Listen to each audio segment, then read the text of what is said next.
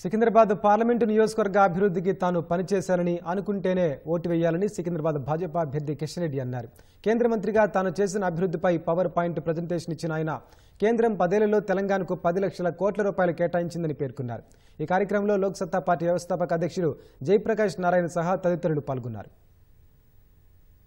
Secunderabad lower tank బండ్లోని Pingili Venkatrama Reddy హాల్లో భాజపా 10 ఏళ్ల ప్రగతి నివేదికను భాజపా రాష్ట్ర అధ్యక్షుడు కిషన్ రెడ్డి విడుదల చేశారు. ఈ సందర్భంగా ఆయన పవర్ పాయింట్ ప్రెజెంటేషన్ ఇచ్చారు. భారతీయ జనతా పార్టీ లేకపోతే తాను లేనని అన్నారు. తనపై ఇప్పటి వరకు ఒక్క అవినీతి మచ్చలేదన్న కిషన్ రెడ్డి తనపై కొందరు చెప్పలేని భాషలో విమర్శలు చేశారని ఆవేదన వ్యక్తం చేశారు. అలాంటి వారికి ప్రజలు గతంలో బుద్ధి చెప్పారని రాబోయే రోజుల్లోనూ బుద్ధి చెబుతారని అన్నారు. నియోజకవర్గంలో తాను పనిచేశారని అనుకుంటేనే ఓటు వేయాలన్న కిషన్ రెడ్డి గెలిపిస్తే మళ్లీ ప్రజలకు సేవ చేస్తానని పేర్కొన్నారు. మనము తెలంగాణకు 10 lakh crores ఇవ్వడం జరిగింది. ఎంతసేపు మీరు ఎట్లా ఖర్చు పెడతారు డబ్బులు మాకు ఇవ్వండి, ఆ డబ్బులలో మీకు కమిషన్ వస్తుంది మాకు, ఒకటి మీరు ఖర్చు పెట్టొద్దు అనే విధంగా వ్యవహారం చేస్తూ అనేక సార్లు మాట్లాడతారు. నేను రాజకీయ నాయకులు ఏం చేసినో చెప్పాలంటే వాళ్ళకి జవాబు చెప్పాల్సిన అవసరం లేదు. కళ్ళుండి చూడలేనటువంటి వాళ్ళు, చెవులుండి తెలుసుకోలేనటువంటి వాళ్ళు నేను జవాబు చెప్తే అర్థం కూడా కాదన్న.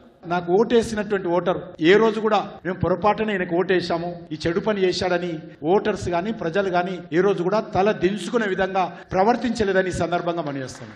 ఒక ముఖ్యమంత్రి స్థాయి వ్యక్తి కూడా చెప్పలేనటువంటి మాటలతో నన్ను విమర్శించారు, మంత్రులు విమర్శించారు. ముఖ్యమంత్రి ఒక కేంద్ర మంత్రిని పట్టుకుని ఏ భాష మాట్లాడాడంటే అంత భయంకరమైన భాష మాట్లాడు. ఆయన విచక్షణకే వదిలేస్తాను. ప్రజలు దానికి సంబంధించిన జవాబు చెప్పారనుకోండి, అదే విషయం. మీరు మీ ఎంపీగా నేను పనిచేశానంటేనే ఓటేయండి, పని చేయలేదని మీరు భావిస్తే నాకు ఓటేయాల్సినటువంటి అవసరం లేదు.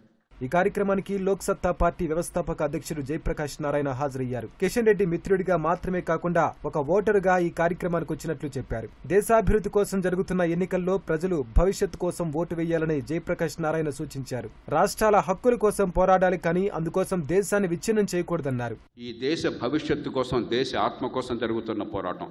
నేను చిత్తశుద్ధితో గుండెలోతుల్లోంచి మాట చెప్తున్నాను. ఈ దేశ ప్రజలు, ఓటర్లు తమ మంచి ఏంటో తాను గుర్తిరగాలి. సంక్షేమాన్ని, అభివృద్ధిని సమతూకం చేసి దీర్ఘకాలిక అభివృద్ధి కోసం, సంపద పెంచడం కోసం, ఉపాధి కల్పన కోసం, అణగారిన వర్గాలు ఏ తల్లి గర్భాన పుట్టానన్నటువంటి తేడా లేకుండా ఎదిగే అవకాశాల కోసం పనిచేసేటువంటి ప్రభుత్వాలు కావాలా మనకి? తాత్కాలికమైన తాయిలాలతో మన ఆత్మన్యూనతని పెంచి నిస్సహాయాలను చేసి ఓట్లు పొందే రాజకీయం కావాలా? ఈవేళ నిరర్ధకమైన పనులకి, చేయదగ్గ పనులకి మధ్య పోరాటం ఈవేళ. వ్యక్తులు శాశ్వతం కాదు, ప్రభుత్వం శాశ్వతం కానీ ఏ ప్రభుత్వమూ శాశ్వతం కాదు. కానీ ఎలాంటి పునాదులు వేస్తారన్నది ఈ దేశ భవిష్యత్తుకి అత్యంత కీలకమైనది. రాజకీయాలు ఎన్నైనా ఉండొచ్చు కానీ దేశం ఒక్కటే.